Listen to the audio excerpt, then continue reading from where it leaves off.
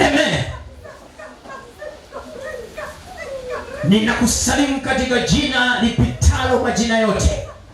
Kwa jina hilo kila goti litapigwa, na vitu vya juu mbinguni, juu ya nchi na chini ya nchi, na kila ulimi utakiri ya kwamba Yesu Kristo ni Bwana, kwa utukufu wetu wa mbinguni. Kila mmoja kama umenielewa sema amina. Sema tena amina kubwa. Kama unajisikia kushangilia kwa sababu ya uwepo wa Baba yetu aliye mbinguni, sijisikii nione umeketi. Ninaomba kwamba angalau wewe unayeshangilia kwa sababu unamjua Bwana.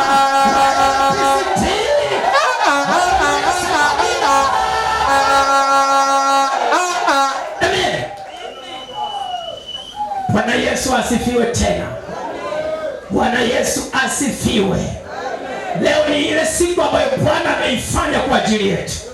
And we are going to rejoice in it. Hallelujah. Kila mmoja utake usitake leo lazima ufurahi. Sema amina. Nasema hivi, utake usitake leo lazima ufurahi. Sema amina. Natamka kwa mamlaka itokayo mbinguni katika jina la Yesu. Naondoa huzuni yako na najaza furaha ndani yako. Naondoa kushindwa kwako, ninajaza ushindi ndani yako. Nasema ninaondoa huruma ya ndani na achilia ujasiri wa ndani. Sema amina. Sema amina tena. Amen. Leo ni tarehe 8 mwezi wa pili mwaka 2026. Sema amina. Haleluya. Bwana ametupa neema ya kuweza kumwabudu Mungu. Lakini sijasahau, nina sadaka yangu ya shukrani leo. Mwambie jirani yako, baba askofu hajasahau. Nina sadaka yangu ya shukrani leo. Sema amina. Kuna wengine wamenipigia simu, baba askofu, mimi najisikia kuambatana na wewe katika hiyo sadaka yako ya shukrani. Kaambia jina la Bwana libarikiwe. Kwa hiyo nitakuwa na muda maalum. Bwana Yesu asifiwe sana. Haleluya. Sasa Bera, usipotoa na wewe utachekesha sana, kwa sababu umeniiga leo kuvaa. Sema amina. Sema tena amina. Jamani, kuna upendo ambao unakuaga unatafsiriwa kwa njia nyingi tofauti. Haleluya. Nampenda huyu kijana. Sema amina. Sema amina. Nasema nini? Nampenda huyu kijana. Sema amina. Na hii haikutokea bahati mbaya. Mwambie Bwana ndiye anakosema bahati mbaya.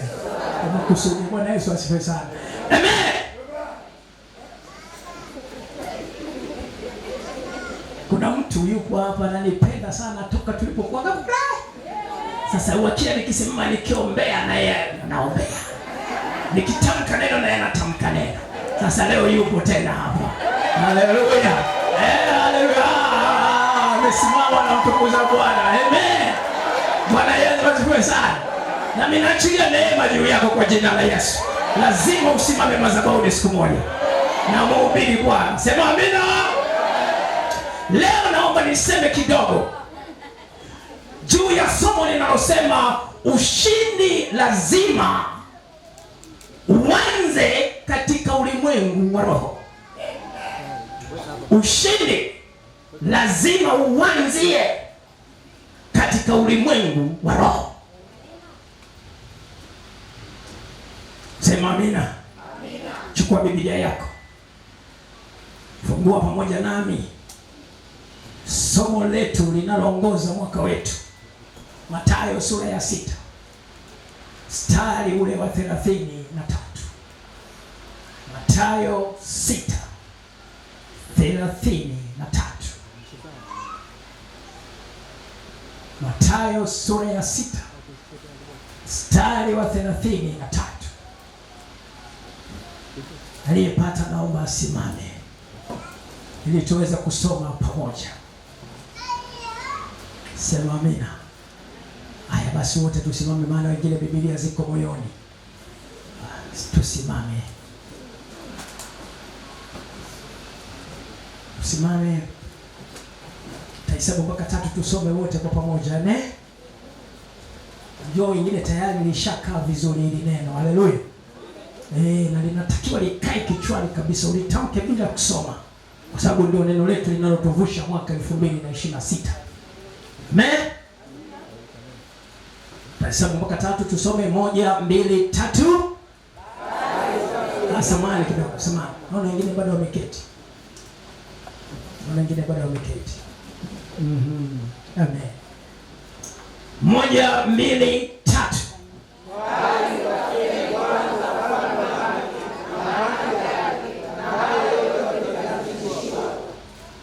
Moja, mbili, tatu.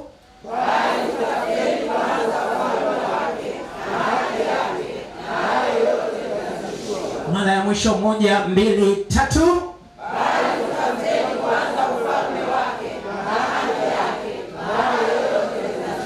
Inua mkono wako wa kuume juu, sema kwa maana neno la Mungu li hai, tena lina nguvu, tena lina ukali kuliko upanga wowote ukatao kuwili, tena la choma hata kuzigawanya nafsi na roho na viungo na mafuta yaliyomo ndani yake, tena li jepesi kuyatambua mawazo na makusudi ya moyo. Sema Bwana Yesu, kwa neno hili lazima nishinde katika ulimwengu wa roho. Katika jina la Yesu lazima nipokee sawa sawa na haja ya moyo wangu. Ninapokea katika jina la Yesu. Amen. Piga Yesu makofi wakati unaketi kwenye kiti chako. Biblia inasema katika kitabu cha Mathayo sura ya 6 na ule mstari wa 33, bali utafuteni kwanza ufalme wa Mungu na haki yake, na mengine yote mtazidishiwa.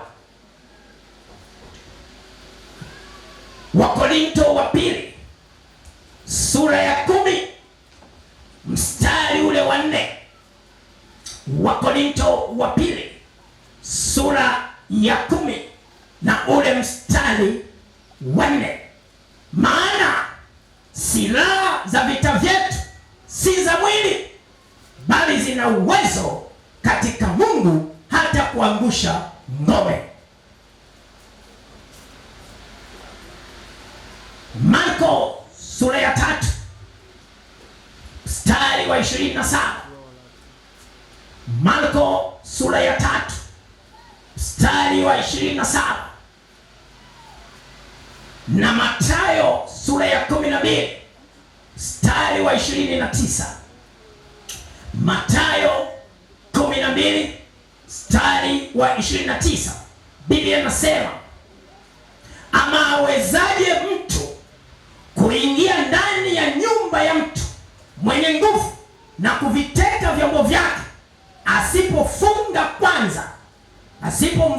kwanza yule mwenye nguvu, ndipo atakapoiteka nyumba yake. Sema amina. Kichwa cha somo: ushindi lazima uanzie katika ulimwengu wa roho. Ushindi lazima uanzie katika ulimwengu wa roho. Katika ulimwengu wa roho yuko Mungu na yuko shetani. Katika ulimwengu wa roho kuna wafuasi wa Mungu na kuna wafuasi wa shetani.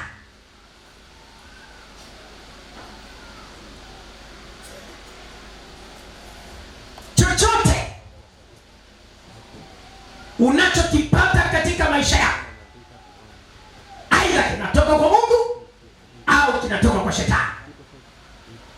Narudia tena, chochote kile unachokipata katika maisha yako,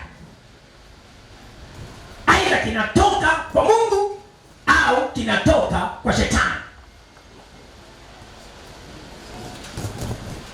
Mungu tunajua na ndivyo ilivyo, ana nguvu kubwa kuliko shetani, kwa sababu shetani kabla hajaitwa shetani tunajua kwamba alikuwa ni malaika mzuri na aliumbwa na Mungu.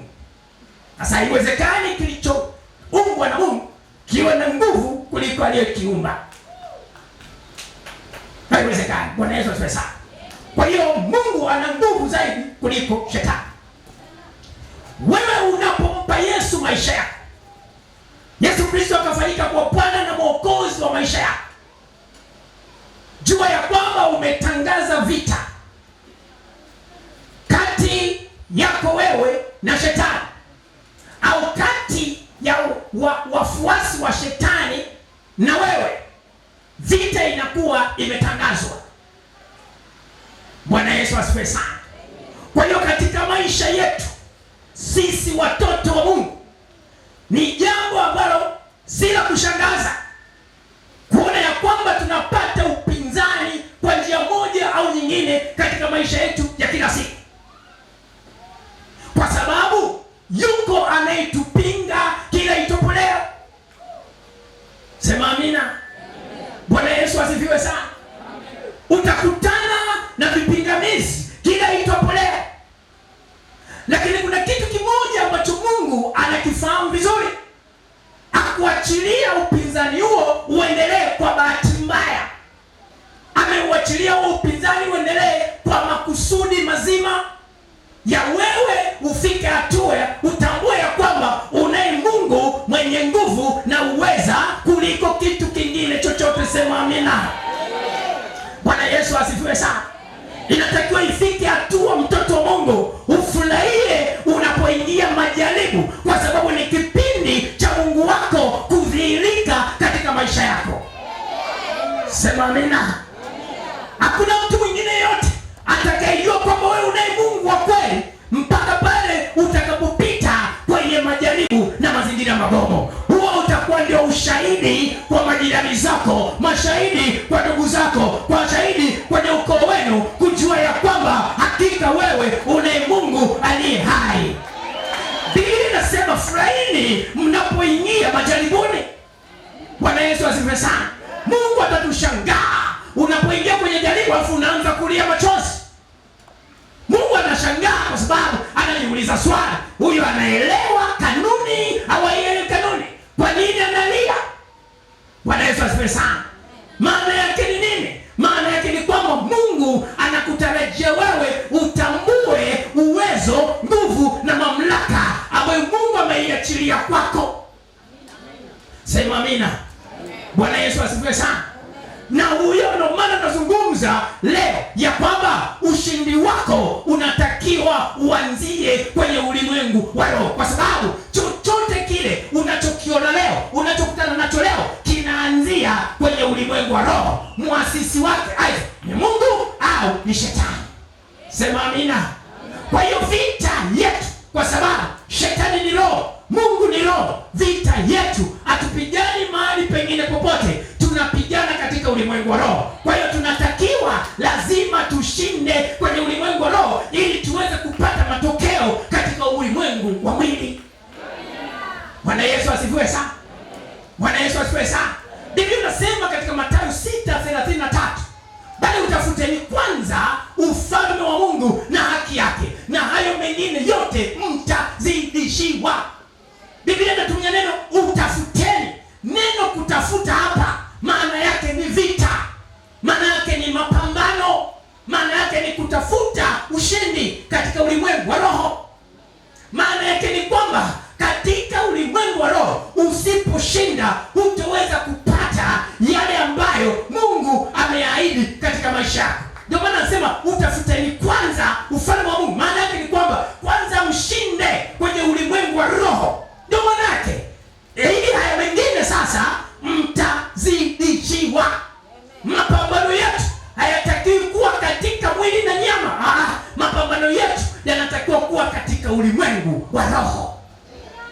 Nimekualika leo katika ibada ya leo, na nimekwambia kabisa ya kwamba katika ibada ya leo tunakwenda kutafuta ushindi katika ulimwengu wa roho.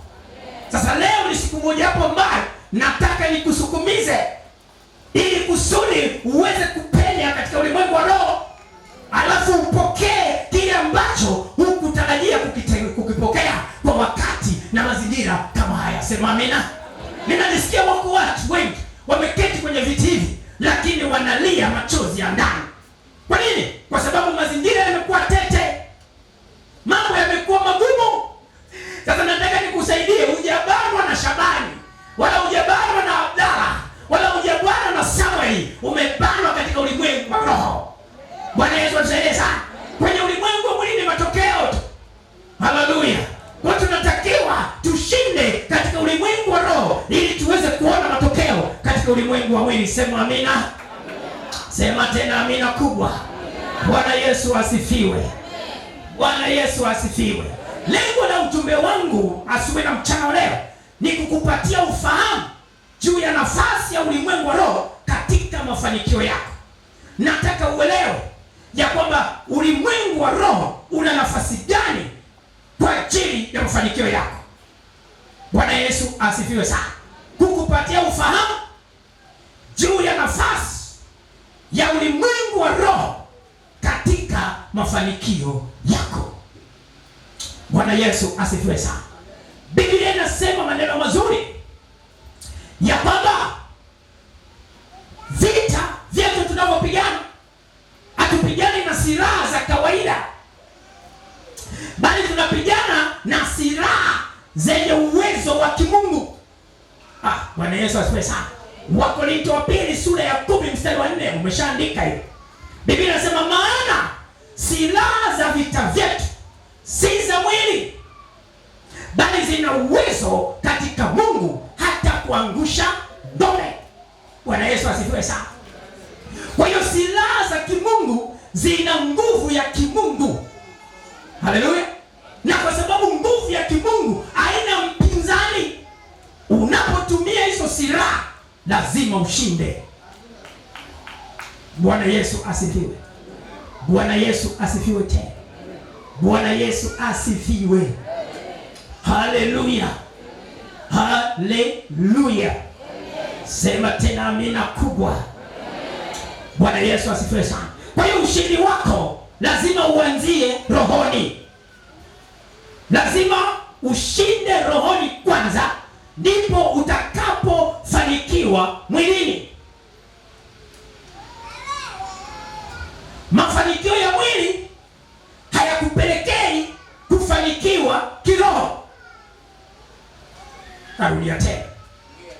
Mafanikio ya kimwili hayakupelekei wewe kushinda kiroho au kufanikiwa kiroho, bali kufanikiwa kwako kiroho kunapelekea ushindi wako wa kimwili. Bwana Yesu asifiwe sana. Bwana Yesu asifiwe. Narudia tena. Bwana Yesu atukuzwe. Mafanikio ya mwilini hayakupelekei kufanikiwa rohoni, bali mafanikio yako ya rohoni yanakupelekea kufanikiwa mwilini. Sema amina. Sema amina. Sema tena amina. Yaani hiyo nguo yako nzuri ulionayo haiwezi kukupa uponyaji. Hiyo nyumba yako nzuri haiwezi kukuwezesha au kuingia mbinguni. Hilo gari lako zuri la gharama halikuwezeshi wewe kuingia mbinguni. Sema amina. Mambo ya mwilini hayana uwezo na nafasi ya kukufanikisha wewe rohoni. Eti sio kwamba umepata gari basi moja kwa moja utaweza kuingia mbinguni. Sio kweli. Sio kwamba umejenga nyumba nzuri sasa ndio utaweza kuingia mbinguni. Sio kweli. Bwana Yesu asifiwe sana. Bwana Yesu asifiwe. Sema amina. Sema amina. Kwa hiyo mbingu haipatikani kwa kuwa na nyumba nzuri ulionayo au gari zuri ulilonalo au fedha nyingi ulizonazo. Sema amina. Sema tena amina. za rohoni kama maombi, imani zina uwezo wa kukushindia na kukupatia ulimwengu wa rohoni. Mambo ya maombi, mambo ya imani, silaha hizo zina uwezo wa kukupatia mbingu katika maisha yako. Bwana Yesu asifiwe. Sema tena amina.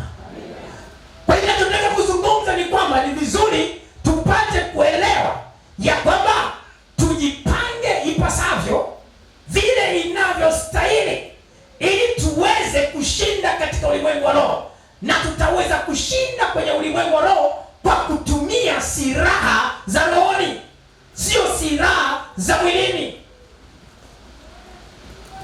Silaha za rohoni kama anavyozungumza kwenye kile kitabu cha Efeso, au nimesoma katika kitabu cha Wakorintho wa pili sura ya 10 na ule mstari wa 4, anafafanua vizuri. Maana silaha za vita vyetu si za mwili, bali zina uwezo katika Mungu hata kuangusha ngome. Ngome ni nini?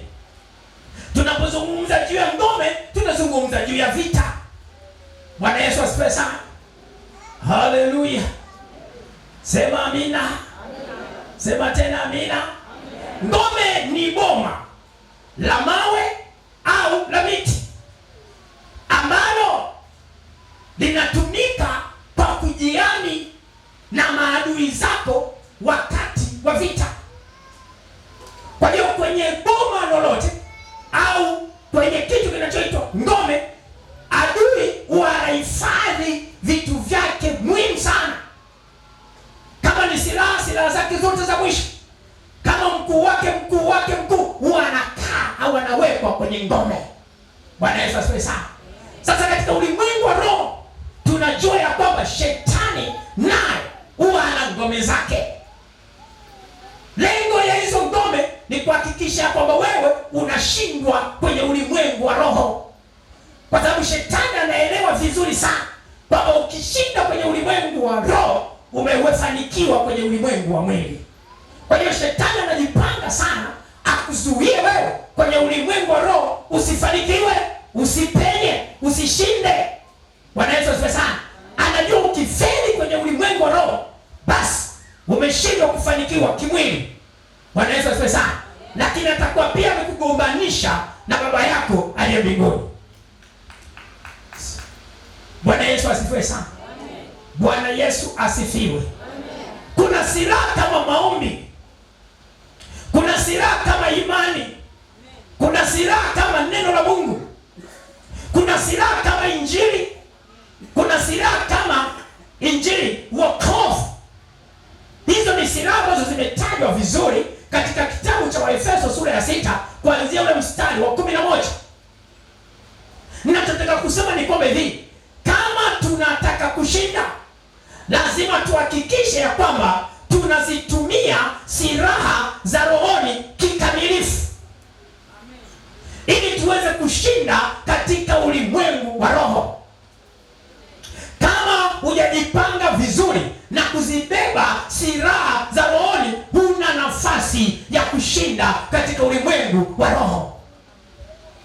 Narudia tena, ili ufanikiwe kimwili, kwa wewe mtoto wa Mungu nazungumza, uliyemwamini Yesu Kristo kwa Bwana na Mwokozi wa maisha yako, lazima uhakikishe ya kwamba unashinda katika ulimwengu wa roho. Nimesema kwamba kuna wafuasi wa shetani na kuna wafuasi wa Mungu, sawa? Sizungumzi habari ya ushindi wa wafuasi wa shetani, kwa sababu wao maisha yao yote wanachuchumilia shetani aweze kuwafanikisha. Wao mafanikio yao ya kwanza ni ya mwilini. Sijui kama unanielewa. Shetani anaanzia mwilini, anamalizia rohoni. Mungu anaanzia rohoni, anamalizia mwilini. Sema amina. Ndio maana mkakati mkubwa wa shetani uko kwenye mali. Mkakati mkubwa wa shetani uko kwenye fedha. Mkakati mkubwa wa shetani uko kwenye vitu vya thamani. Kwa nini? Kwa sababu anajua ya kwamba anapokushawishi wewe, hana kingine cha kukushawishia, kwa sababu yeye hana kweli ndani yake.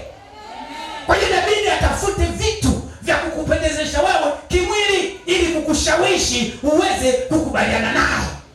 Ndio maana mtoto wa Mungu aliyejaa Roho hababaiki na magari, hababaiki na nguo nzuri, hababaiki na nyumba nzuri. Mtoto wa Mungu wa rohoni, haleluya, anatembea na mapenzi ya Mungu kwenye maisha yake, kwa sababu gari sio kigezo cha mafanikio yangu mimi katika roho. Bwana Yesu asifiwe sana. Ukimwona mtu anapopatika na mali, jua huyo mtu ametoka rohoni, amekaa mwilini. Sijui kama naongea na mtu. Sijui kama naongea na mtu. Bwana Yesu asifiwe sana. Tukikuona unababaika na posho, tunapata maswali kidogo kwamba uko sawa sawa au uko sawa, kwa sababu mtoto wa Mungu mafanikio yake yanaanzia rohoni. Hana shida na mambo ya mwilini. Ndio maana Yesu inasemekana alitembea na kanzu moja tu. Sijui kama umeweza kusoma ambavyo vitabu vya historia. Yesu alitembea na kanzu moja. Sasa mimi sijui alikuwa anafua saa ngapi. Mimi nilikuwa sijui anaishona saa ngapi, lakini alikuwa na kanzu moja. Bwana Yesu asifiwe sana. Lakini nikuulize swali, alifanikiwa hakufanikiwa? Yesu Kristo alikuwa hana shida. Alipokuwa anataka chochote alikuwa anapata, kwa sababu yeye ameshinda katika ulimwengu wa roho. Kwa hiyo vyovyote vile vya mwilini atapata kwa wakati mwafaka. Yesu aliweka kanuni ya kutokulimbikiza mali. Sijui kama unanielewa. Benki una shilingi ngapi? Yaani kigezo cha rohoni hakiko mwilini. Kigezo cha rohoni kiko rohoni, katika ulimwengu wa roho. Sijui kama unanielewa. Bwana Yesu asifiwe sana. Yesu alipokuwa anataka pesa alikuwa anaipata, haijalishi ni shilingi ngapi anataka. Lakini ukimuuliza mfukoni una shilingi ngapi, sema Yuda kaiba zote, sina hata senti tano. Lakini pale alipokuwa anataka pesa, alipata pesa. Kwa nini? Kwa sababu alishinda kwenye ulimwengu wa roho. Nikwambie, ukishinda kwenye ulimwengu wa roho, una uwezo wa kutamka chochote kikawa. Shida inakuletea pale ambapo una mambo mawili kwa wakati mmoja. Mungu hataki mambo mawili kwa wakati mmoja. Mungu yuko mmoja tu. Hakuna Mungu wawili wala Mungu watatu. Kwa hiyo anataka wewe umpe yeye kipaumbele chako cha kwanza na si vinginevyo. Hakuna yeyote wa kugawana utukufu na Mungu. Mungu yuko mmoja na yeye anatakiwa kupewa nafasi ya kwanza. Bwana Yesu asifiwe sana. Bwana Yesu asifiwe. Ninapata shida. Tunazungumza tunayo imani, lakini kiuhalisia hatuna imani. Kuishi maisha imani yanahitaji kujikana toka ndani ya nafsi yako. Sio maneno mdomoni, hapana. Bwana Yesu asifiwe sana. Kutembea na suruali moja haimaanishi umefeli rohoni. Ndio maana hizi zetu sisi tunapokuwa tunaokoka, kigezo cha kumjua mlokole sio kuvaa vitu masuti ya thamani. Mtu aliyokuwa anavaa masuti ya thamani tulikuwa tunamuona kama ni mtu wa duniani tu. Haleluya.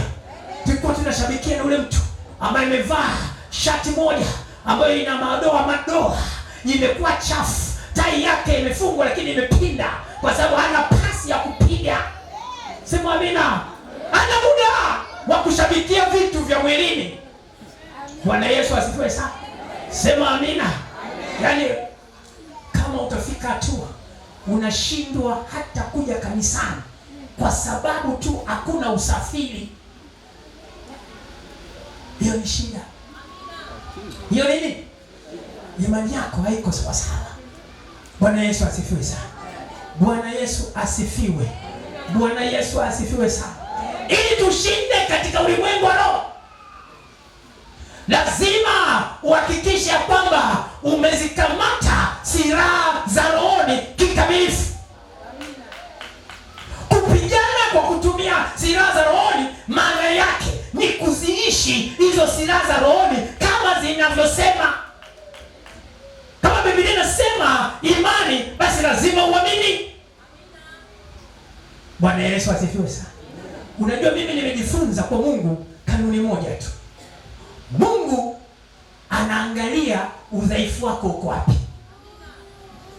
Na Mungu anapogundua udhaifu wako, atataka kucheza na wewe kwenye huo udhaifu wako mpaka utoke kwenye huo udhaifu. Bwana Yesu asifiwe sana. Sema amina.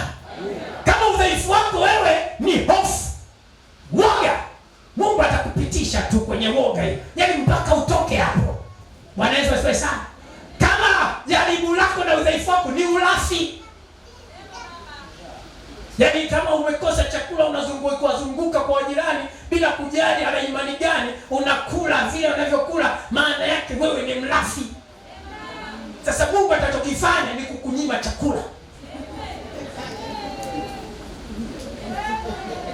Lakini si ulafi tu. Na unanipigia kelele mimi, baba niwezeshe, mimi mtoto wako na katika jina la Baba. Kumbe unanihitaji alafu na ulafi unao. Sasa nitakusaidia. Atakupitisha kwenye njaa. Mpaka tikiti utalitafuta. Ukiangalia jamaa anauza matikiti, unafikia ndani moyoni wako jinsi gani utakavyolipata. Lazima uvuke hapo. Bwana Yesu asifiwe sana. Jaribu ukilishinda, Mungu hawezi kuliruhusu kwako tena. Sema amina. Haleluya. Kwa nini alileta kwako wakati kwako hicho ni kitu cha kawaida? Bwana Yesu asifiwe sana. Ndio maana ukisimama vizuri katika magonjwa ulionayo, ukapambana kwa imani, alafu ukatoka kwa imani, sio kwa kwenda wapi, sio dhambi, si kukatazi, lakini nataka nikusaidie. Ukipiga ukapenya hapo, hakuna ugonjwa utakufuata tena. Kwa sababu unaelewa kwamba hii namba hii sio ya mchezo, iwe seki. Bwana Yesu asifiwe sana. Lakini kama jaribu lako liko kwenye woga, utatishiwa tu. Tena mpaka na nyau atakutishia. Si umezoea wewe kuona nyau mweupe? Unajifanya kwamba Roho Mtakatifu anajidhihirisha kwenye hiyo rangi. Huyu paka huyu amepata kibali kwa Mungu, rangi yake nyeupe mwache. Sasa utaletewa watatu weusi wenye macho mabaya. Wanaingia ndani mwako bila hodi. Alafu anapiga kelele. Tuone kama utaendelea kusimama kwenye hiyo imani. Mpaka huo uoga uondoke. Bwana Yesu asifiwe sana. Bwana Yesu asifiwe. Nini unachotakiwa kufanya ili ushinde katika ulimwengu wa roho? Na mambo manne ya msingi ambayo unatakiwa kuyafanya ili ushinde kwenye ulimwengu wa roho. Tunapozungumzia kushinda kwenye ulimwengu wa roho, maana yake ni kupata kile unachokitaka kwa wakati mwafaka. Bwana Yesu asifiwe sana. Kama unaumwa, kupona. Kama unataka nyumba, kupata nyumba. Kama unataka kunena kwa lugha, nena kwa lugha. Kushinda kwenye ulimwengu wa roho, tafsiri yake ni kupata kile ambacho unakitaka kwa wakati. Bwana Yesu asifiwe sana. Sasa ili ushinde katika ulimwengu wa roho, namba moja, lazima uokoke. Lazima uokoke. Hiyo kanuni ya kwanza. Sasa sizungumzii hivyo maana yake kwamba sina walokole hapa hapa. Najua kwamba wako tumeokoka, tunampenda Yesu. Nakukumbusha kanuni. Ili uweze kushinda katika ulimwengu wa roho, namba moja, lazima uokoke. Maana yake ni kwamba unatakiwa kuwa wa Yesu Kristo. Yaani wewe unatakiwa kumilikiwa na Yesu Kristo. Unatakiwa kufanyika mwanafunzi wa Yesu Kristo. Katika kitabu cha Injili ya Yohana sura ya 15 mstari wa 7, Biblia inasema,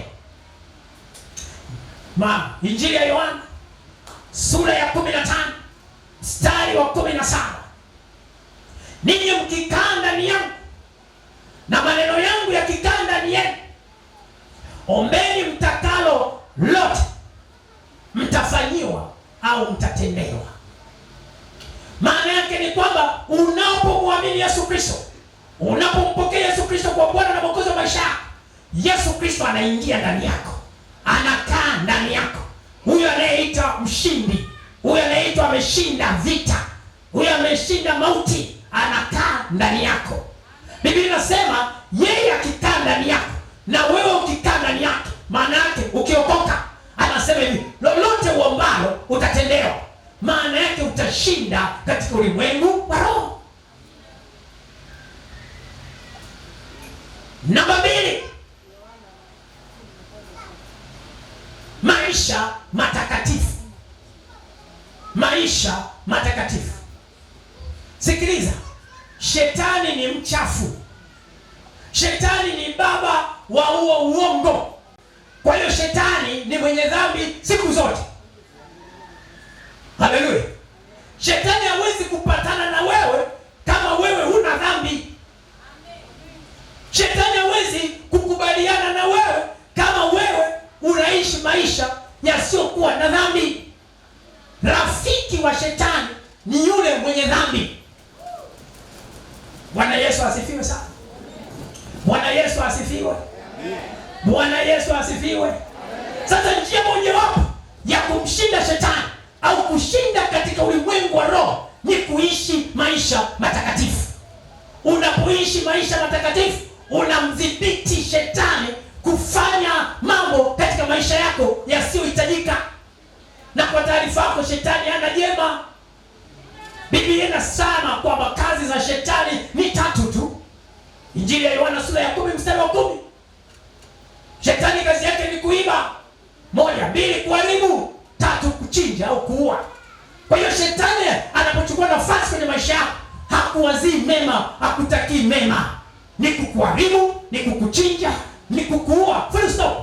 Analipia zaidi ya hiyo. Kwa hiyo naomba uelewe, ili uweze kushinda, maana yake kumshinda shetani. Haleluya. Ni lazima uhakikishe ya kwamba unaishi maisha matakatifu. Tuache michanganyo. Na hili jambo linataka uamuzi ndani ya mtu. Ndio maana tunasema hivi, kielelezo chetu ni Yesu Kristo. Haleluya. Kielelezo chetu sio Askofu Michael, sio mchungaji. Kielelezo chetu ni Yesu Kristo. Tafuta kufanana na Yesu Kristo. Hiyo ndio namna inayotakiwa. Sema amina. Amen. Sema tena amina. Amina. Sema tena amina kubwa. Amen. Kwa hiyo tuishi maisha matakatifu kama sehemu ya ushindi wetu katika ulimwengu wa roho. Unataka kushinda katika ulimwengu wa roho? Ndio, ishi maisha matakatifu. Ishi sawa sawa na neno la Mungu linavyosema. Heri mwisho wa jambo kuliko mwanzo wake. Sema amina. Amina. Namba 3, vaa silaha za rohoni. Vaa silaha za rohoni. Kwenye kipengele changu cha pili nimesema ishi maisha matakatifu. Waraka wa kwanza wa Petro sura ya 1 mstari wa 15 mpaka 16. Petro wa kwanza sura ya 1 mstari wa 15 mpaka 16. Namba 3, silaha za rohoni. Waefeso 6:11. Waefeso 6:11. Wakorintho wa pili 10 mstari wa 4. Vaa silaha za rohoni au silaha za Mungu ili uweze kushinda katika ulimwengu wa roho. Kisoma Waefeso 6:11 na kuendelea, utaziona hizo silaha za rohoni. Biblia inasema hizo silaha za rohoni zina uwezo wa kimungu, sio uwezo wa kibinadamu. Hiyo haizungumzii bastola, hiyo haizungumziwi fimbo ulionayo, hiyo haizungumzii bomu. Hiyo inazungumzia uweza wa kimungu. Bwana Yesu asifiwe sana. Haleluya. Silaha za Mungu zina uwezo wa kimungu hata kuangusha ngome. Bwana Yesu asifiwe sana. Amen. Vaa silaha za rohoni. Baba Askofu, tunavaaje silaha za rohoni? Namba moja, tunavaa kwa imani. Tunavaa kwa imani. Namba mbili, tunavaa kwa kuishi maisha halisi sawasawa na silaha za rohoni zinavyosema. Kama maombi, tunatakiwa kuomba. Kama neno la Mungu, tunatakiwa kulisikiliza, tunatakiwa kusoma. Hivyo ndivyo kuvaa silaha za rohoni. Moja, tunazivaa kwa imani. Mbili, tunaishi au tunaziishi kama vile ambavyo zinasema. Haleluya. Namba nne na mwisho, utumishi. Utumishi, kwamba unatakiwa kumtumikia Mungu. Kama unataka kushinda katika ulimwengu wa roho, tumika, fanya kazi ya Mungu. Njia mojawapo ya kupata ushindi katika ulimwengu wa roho, na nimezungumza, narudia tena, ushindi wako unaupataje? Kupata matokeo ya kimwili kwa kile ambacho umekuwa ukikihitaji, umekuwa ukikitafuta. Bwana Yesu asifiwe sana. Injili ya Yohana sura ya 12 mstari wa 26. Injili ya Yohana sura ya 12 mstari wa 26. Biblia inasema maneno haya: mtu akinitumikia na anifuate, nami nilipo ndipo na mtumishi wangu atakapokuwepo. Tena mtu akinitumikia, Baba atamuheshimu. Ukimtumikia Mungu, Baba yetu aliye mbinguni atakuheshimu, na pale alipo na wewe upo. Bwana Yesu asifiwe sana. Umekaa wapi? Umekwenda kijijini kwenu, haijalishi kuna wachawi wangapi, lakini kwa sababu wewe ni mtumishi wa Mungu, unamtumikia Mungu na umekwenda pale kwa kusudi hilo, pamoja na kutembelea ndugu zako, Biblia inasema Mungu alipo na wewe upo. Maana yake pale ulipo na Mungu wako aliye hai yupo hapo hapo. Kama unaweza kumtengua Mungu wako, atakutengua na wewe, lakini kama hawana mamlaka hiyo na uwezo huo, hakuna atakaye kugusa. Utakuwa salama katika maisha yako yote. Naomba ninene neno hili kwa ujumla wakati ambapo nakwenda kumaliza. Bwana Yesu asifiwe sana. Watu wengi tunafeli kwenye maisha yetu ya kila siku, ni kwa sababu tumeacha kuzivaa silaha za rohoni. Hakuna jinsi nyingine. Kufeli kwetu kunatokana na kushindwa au kuacha kuzivaa silaha za rohoni. Watu wameacha maombi, watu wameacha kufunga, watu wameacha neno la Mungu. Wanataka kusikia habari zenye kupendezesha, hawataki kusikia neno la Mungu. Wanafika hatua wanakwenda pale ambapo mambo yao mazuri wanayoyataka ndio yanahubiriwa. Wanataka kwenda mahali wanapoambiwa pokea gari, na yeye anapokea. Sasa kwa taarifa yako, gari halina uwezo wa kukupeleka mbinguni. Anaongea na mtu hapa, sio? Gari halina uwezo wa kukupeleka mbinguni. Hata ukiwa nayo 8, hata ukiwa nayo 10, jehanamu inakusubiri pale pale. Bwana Yesu asifiwe sana. Watu hawataki kusikia habari njema za Yesu Kristo. Wanataka kusikia habari zenye kufariji ubinadamu na miili yao. Watu wanataka kusifiwa. Watu wanataka kupambwa. Nataka niseme na watu mahali hapa, LPCT haitokupamba kwa jina la Yesu Kristo wa Nazareti aliye hai. Ukija hapa utakutana na neno la Mungu. Mungu ameamua kuliachilia kwa ajili yako. Hatuko hapo kwa ajili ya kupendezeshana na mtu. Tuko mahali hapo kwa ajili ya kumpendeza Kristo. Kristo ndiye atakayehubiriwa, Kristo ndiye atakayeachiliwa. Yeye ndio tunajua ya kwamba maneno ya mwanadamu hayawana uwezo wa kukutoa pale ulipo. Yatakupamba, yatakuacha ulipo. Lakini maneno ya Mungu yana uwezo ya kukutoa pale ambapo umekuwa. Sema amina.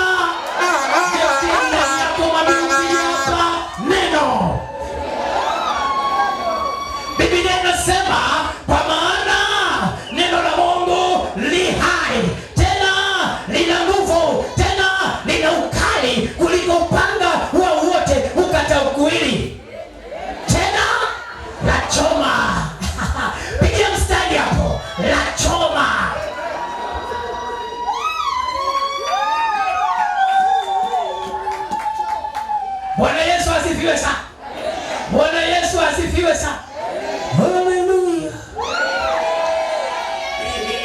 Baba askofu simpelekei tena elangu. Mimi kama kutaka utajiri tu, sasa hivi ningekuwa nakaa kwenye ghorofa 4. Sina shida ya utajiri.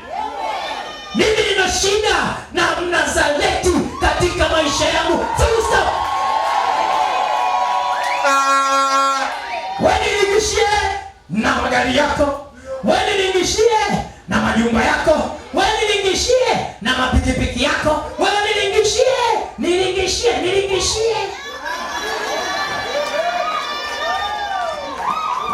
Na mimi nakulingishia na neno.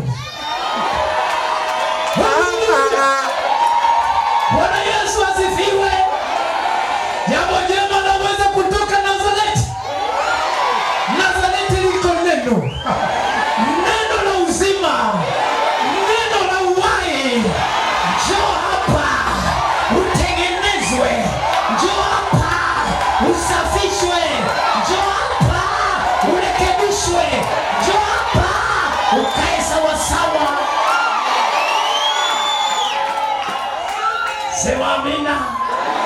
Kama tabia zako mbaya lazima tukwambie, acha tabia zako mbaya. Unanichukia utanichukia. Utaniangalia. Lakini mimi ni yule. Naendelea na Yesu. Katika jina la Yesu. Lazima ubadilike. Mwambie jirani yako lazima ubadilike. Lazima upokee neno. Lazima utengenezwe. Hapa tunataka sura ya Kristo. Hapa hatutaji sura ya Farao. Tunahitaji sura ya Kristo. Farao anaangalia vitu. Yesu anaangalia roho.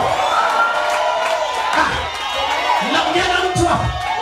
Nasema naongea na mtu hapa. Sema baba askofu mimi sikupendi. Dalili moja hapo unipendi kwa sababu wewe ni wa yule adui. Ungenipenda, lakini kwa sababu wewe si wa Yesu, huwezi kunipenda. Sema amina. Yesu aliongea siku ile. Alisema nyinyi ni wa baba yenu Ibilisi, na ndio maana mnanichukia mimi. Mngekuwa nyinyi ni watoto wa Ibrahim, mngenipenda mimi, kwa sababu Ibrahim alinijua, akazungumza habari zangu kabla sijakuwepo. Sema amina. Sema tena amina. Lakini niwalizie na kusema kwamba sina gari, sina nyumba, lakini Yesu wangu aliye hai akitamka neno utaleta tu. Sema amina. Yesu alikuwa anataka kuingia Yerusalemu akamilishe, akasema ya kwamba sina punda wa kuendea Yerusalemu. Nampenda Yesu kwa sababu Yesu hakutaka kumiliki. Kanuni moja ya kukaa na Mungu aliye hai, kutokumiliki. Ila ukivihitaji vinakuja. Bwana Yesu asifiwe sana. Yesu akasema nataka kwenda Yerusalemu. Watu wa dunia hii wanapanda punda. Sasa na mimi nataka nipande punda, ili wajue kwamba na mimi nina uwezo na mamlaka kuliko wanavyofikiri. Lakini mimi ninaweza kuruka tu, na ninaweza kuruka papa kutokea Yerusalemu. Ila nataka Bwana Yesu asifiwe, niende kama dunia hii wanavyotaka kwenda, ili wanielewe. Sawa? Kwa hiyo nenda nyumba fulani, utakuta punda na mwana punda. Fungueni mlete. Hakuna maelezo, hakuna mjadala. Fungua mlete. Wakikuuliza waambie Bwana anaja naye, alafu atakurudishia. Sema amina. Kuna wakati mwingine tutakuwa na haja navyo. Utaleta tu. Bwana Yesu asifiwe sana. Lakini hatumiliki. Bwana Yesu asifiwe sana. Wengine wanatumika kwenye mabomba yaliyobarikiwa. Lete fulani apate, lete fulani apewe. Bwana Yesu